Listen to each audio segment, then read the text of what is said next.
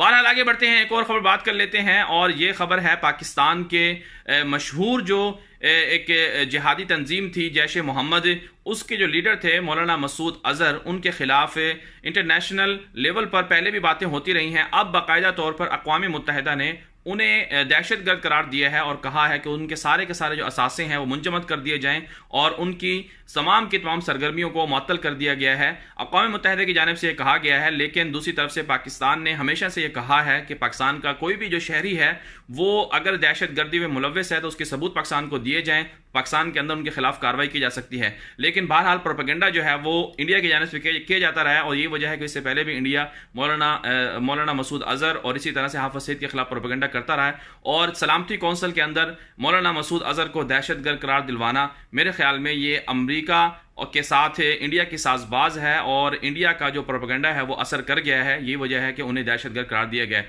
लेकिन बहरहाल पाकिस्तान ने हमेशा से ये कहा है कि अगर